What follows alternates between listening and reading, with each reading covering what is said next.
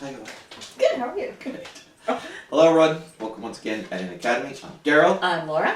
This is a special little episode. We're going to do a quick insert to Laura's Top 20 number 2. Number 2. Which was also my number 4, so we're going to use the bulk of that, but Laura wanted to add something because she recently did a thing. Exactly. So, no surprise, my number 2 movie and I thought it was number 5, but it could have been number 4, was The Princess Bride. It's the only movie that actually is crossed on our top 20 list. And so we did a really nice kind of conversation about it that we posted for Daryl's number 5 top film. But since that time, I actually went to an inconceivable evening with Cary Elwes here in Portland, Maine. Which I'm super jealous of. It was so much fun. So I thought I'd tell a little bit, and I haven't actually shared with you anything about it. No, you haven't, purposely. So I thought I'd just talk about this for just a minute, so give us a little extra added content, and then we'll go into our conversation about Princess Bride again, if you haven't heard it before. But I went with my friend Lisa, who should be a friend to the audience. She came and spoke to us at the Arsenic and Old Lace conversation that we had. And so there was 2 parts to the evening. The first part was we went to this wonderful theater. It's a beautiful theater in Portland. It seats about 1,500 people. And we watched Princess Bride with people who were there and spent some cash to spend the night with Cary Elwes and who clearly loved this movie. So it's the second time I've seen it in public in the last couple of years, and it's a wonderful experience. I can imagine, yeah. Seeing it with people must be so much fun. Like, people are laughing before the laugh lines, and people are saying the line, like, until you've heard 1,500 people say, "My name is Inigo Montoya," then you have not lived. So it was a wonderful experience to have just all of this joy in this one spot. So I loved that part of it, period. Sure. And then Cary Elwes came out, and he came out with Jeff Peterson, who's a local newscaster, who basically asked him a couple of questions about the movie, about the making of the movie, about him and acting that had been culled from the audience over the night. Okay. And because he wrote a book about it as well, very popular bestseller book called "As You Wish," as a matter of fact. So, and I'll say that because of the book, and obviously the title is. He knows what he's doing. Yeah. I mean, like, this is a guy who absolutely knows this movie launched his career. He is feeding the masses what they want. Yep. He spilled the tea. He gave people, like, behind the scenes stuff. He was incredibly humbled and respectful of his co-stars. He couldn't say enough wonderful things about Rob Reiner, but also told some really funny stories. And he had an accent for both Rob and for Andre the Giant that I think were spot on. He had like the New York Rob Reiner, and then Andre the Giant had a very distinct accent, so he spoke in those voices, and he just told some really fun stories of behind the scenes making of the movie. They thought it was magic as they were making it. They were so excited about it, and then the night that they went to the premiere was also the night that it was opening, and Rob Reiner got the call that it tanked. So basically their night together to celebrate, they knew it was not going to make any money, they knew it was going to be a failure, and he said, there's definite pall over the proceedings, but it's like we still felt like we had something. We still felt joyous in what we had created. So, told some stories about that. Told some stories about basically the Billy Crystal scenes. He said they just said, Rob Reiner was like, go. And he's like, Cary Elwes is like, I'm supposed to be dead. So I'm dead during these scenes. Probably giggling up a storm. Trying so hard not to laugh. And they actually, a couple of the scenes they had to film above him because he was giggling and his chest was moving. And it was a really fun experience. If you have the opportunity to see your favorite film in public. I've done this with a couple of different films, and it's really fun. But also somebody who understands what this movie means to people, understand what his career owes to this movie. It was a lot of fun. He was as charming as you wanted him to be. Movies in general are better when you see them with other people. They just enhance the experience, whether it's a horror film, comedy, whatever, action, doesn't matter. It's just a better experience with a lot of people. But I can imagine, particularly even a favorite one, when you're going with a bunch of other people, that this is also one of their favorite movies. That experience is just elevated so much. Exactly. The other one that I've seen with a bunch of people is Holy Grail, which is so fun. I can imagine. Yeah. So yeah, there's a theater here in Portland that does older movies on Wednesday nights, and I always check it out to see if it's something that I want to go to. One correction, I think we talk about this in the actual episode, but if not, I'll just kind of do it. The movie did make its money back, but it was not the massive hit out of the gate that everybody expected. Yes. And it only gained its cult status through VHS, word of mouth, things like that. So Exactly. It took a while. Like the weekend where you want it to make all its money, it didn't. Yeah. So there you go. Laura had something special to share for her version of this episode. So we wanted to share that with you. Yay. So thank you. Thanks, Are everyone. you ready? I'm ready. Hello everyone. Welcome once again to Editing the Academy. I'm Daryl. I'm Laura. And I'm going to do the big clap. Big clap.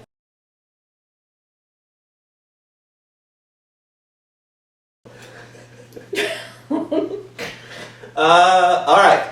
We're here to talk about Daryl's number 5, Princess Bride, but also your Number 2. So it's the only one of our top 20 that is a crossover. And it's very high on the list Yeah. crossed over, Yeah. which makes sense. All right, so let me give you some background information on Princess Bride. Was directed, co-produced by Rob Reiner, starring Carrie Elwes, Mandy Patinkin, Chris Sarandon, Christopher Guest, Wallace Shawn, Andre the Giant, and Robin Wright.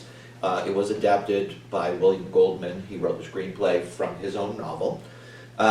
So at the 60th Academy Awards, it was nominated for Best Original Song for Storybook Love. It was nominated for a bunch of other things at festivals. It won the Best Fantasy Film at the Saturn Awards and Best Costume Design. It was nominated for Best Writing, and Robin Wright was nominated for Best Actress. It won the 1988 Hugo Award for Best Dramatic Presentation for the 1987 Toronto International Film Festival. It won the People's Choice Award. And Fred Savage won Best Young Actor in a Motion Picture Drama at the 4th Artaud Awards, and it was nominated for Best Feature Film Casting in the Comedy section. So this was, at the time, a critical darling. Mm-hmm. It is also commonly misunderstood. It made its money. It doubled its money. Oh, yeah. So it was a successful film, but it was not the film that it is now. Exactly. So the budget was $16 million. It made $30.85 million. Which was fine. Yep.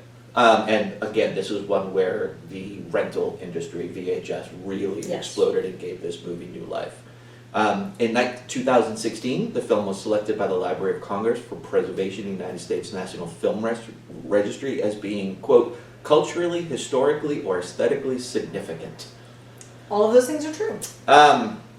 Okay, so because this is on both of our lists, we're just going to do a quick version and then we'll have a lovely discussion. So would you like to go first? I will go first. Go quickly, just kind of the what speaks to me about this book.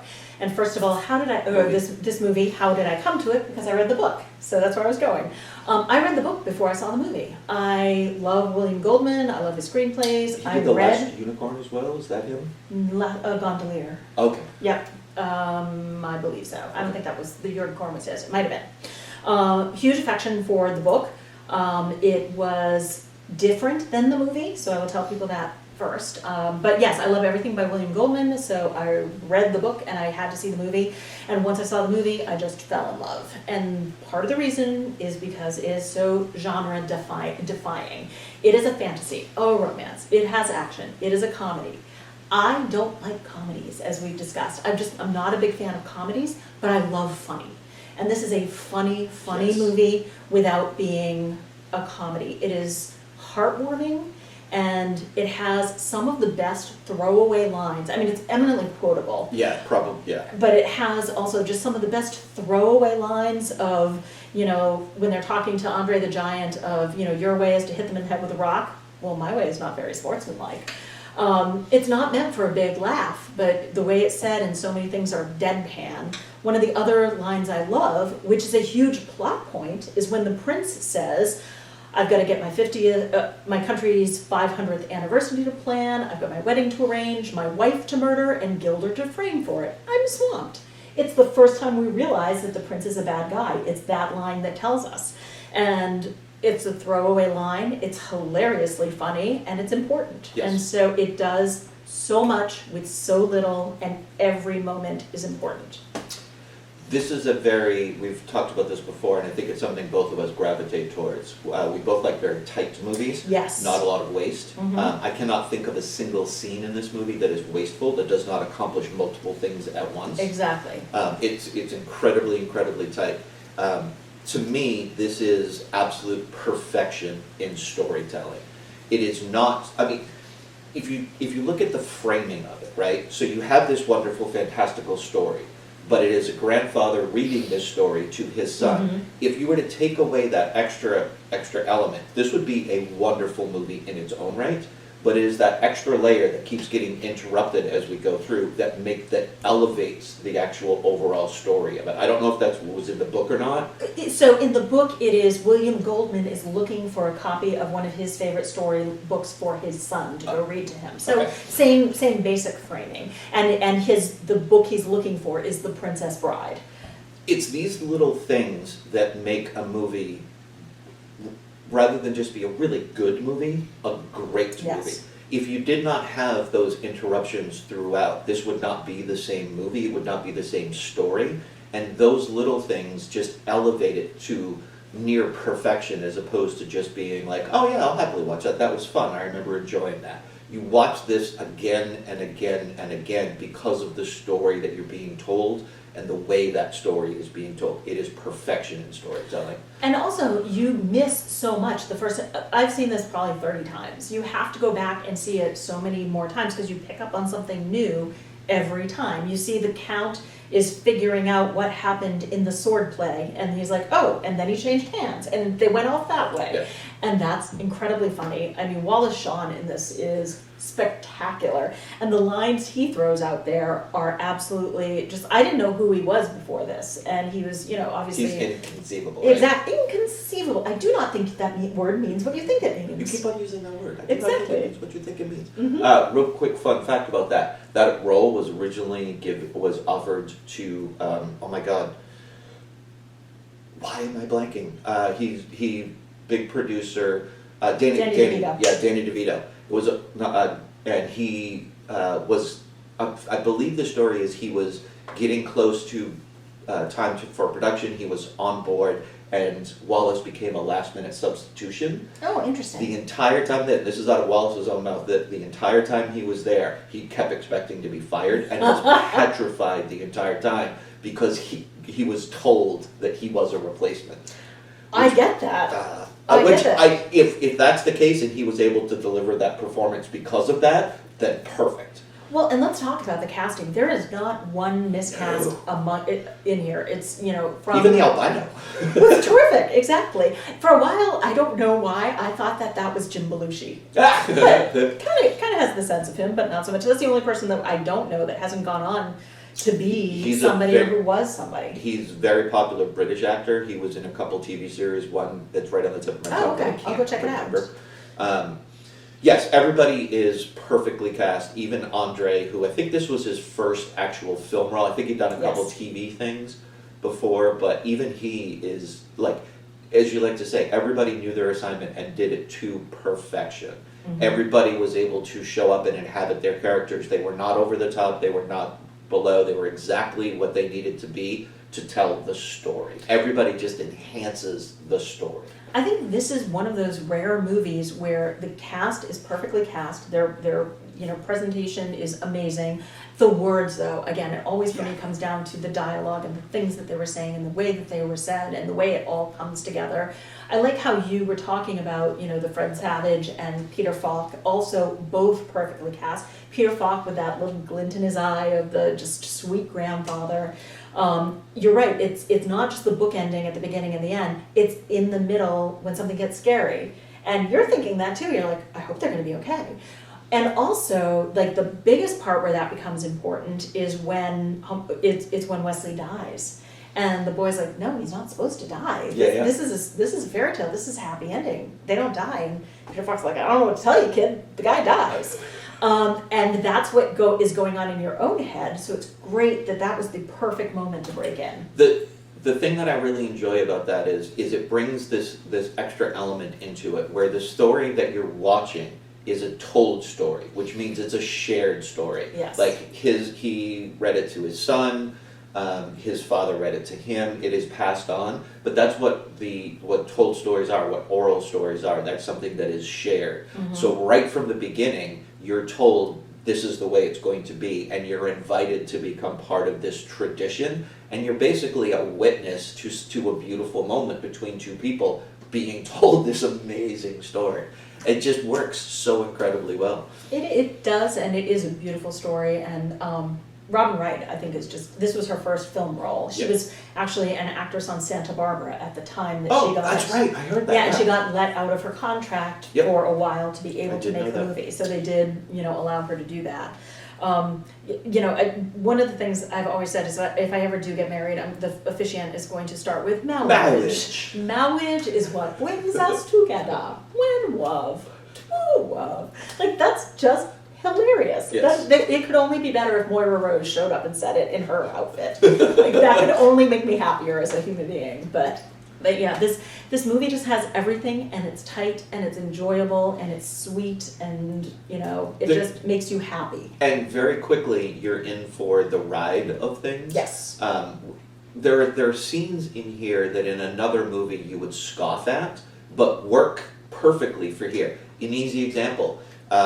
When they're having the battle of wits with the wine, and to get out of it, he's like, "Oh, what's that over there?" And then he turns around and looks, and then he switches. That scene in any other movie would 100% not work. Yes. It works perfectly for this movie, because the entire movie is setting up that these are things that happen and are okay. And that the Dread Pirate Roberts is basically Wesley in a mask. Yes. Everybody knows that except for Buttercup. Yes. Who, again, like when she throws herself down the hill after him, is absolutely adorable. I caught something this time that I had never caught before. When Peter Falk refers to Inigo's character, he calls him Indigo. Oh, I didn't notice that. Yeah, next time you watch it, when he's referring to him, he refers to him as Indigo, but Inigo refers to himself as Inigo. I missed that. I never caught that before, and I was like, I don't know if that's a mistake or is that intentional, and if it's intentional, why? Because that seems confusing. That's just a little thing that I caught this time.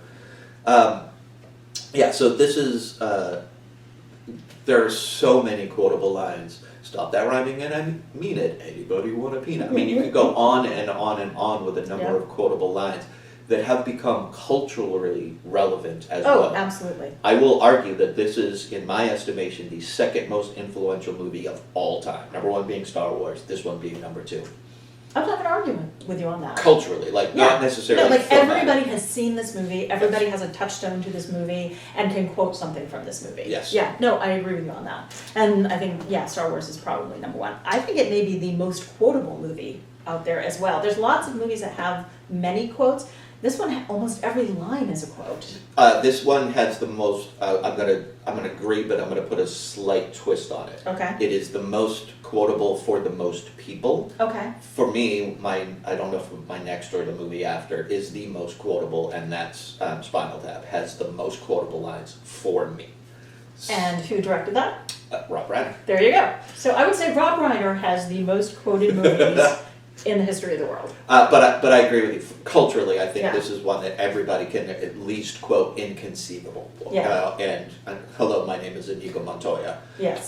That's on bumper stickers. Like, I mean, it's everywhere. Memes, exactly. The other thing that everybody takes their roles so incredibly seriously. Even the fight scenes, the sword fighting is top notch sword fighting. And they spent like a month, the two of them, trying to get that down, and it was so incredibly well done. You believe that they're actually initially just playing and feeling each other out, but then you can see them go, oh no, it's on now. This is real.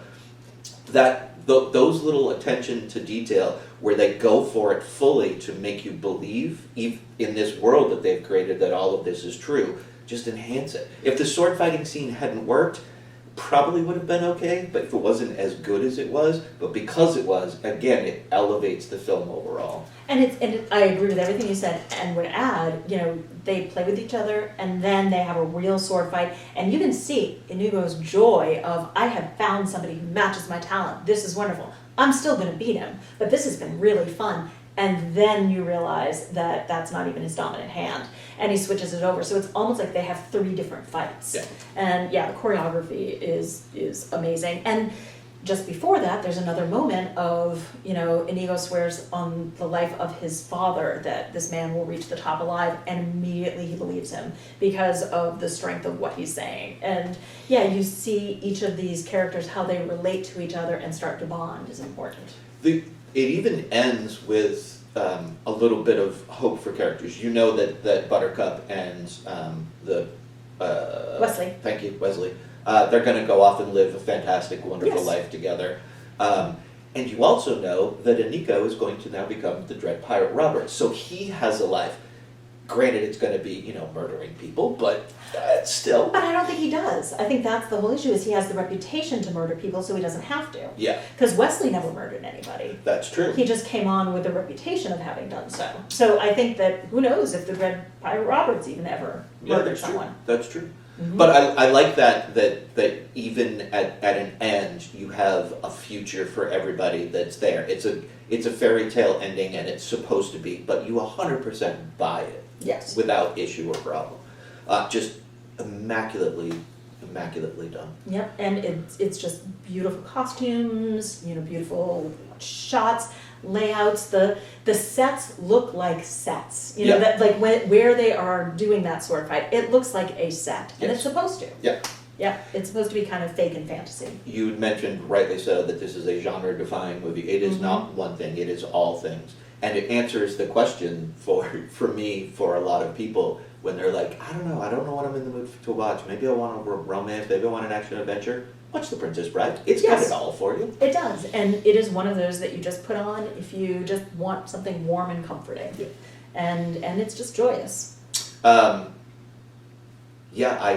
This deserves to be in the top 5 for both of us, without a doubt. This is, again, we've seen this with Rob Reiner films over and over. The care and craft that he has, not only in his filmmaking, but the attention to detail in character and story is unparalleled. It really, really is. His ability to just bring together and tell you the exact story that he wants, where every element reinforces the story that is being told. Not a lot of directors will do that. They'll have a great movie for you, but they don't necessarily enforce the story that's being told. And that is essential for this movie to work so well, as everything has to reinforce the story.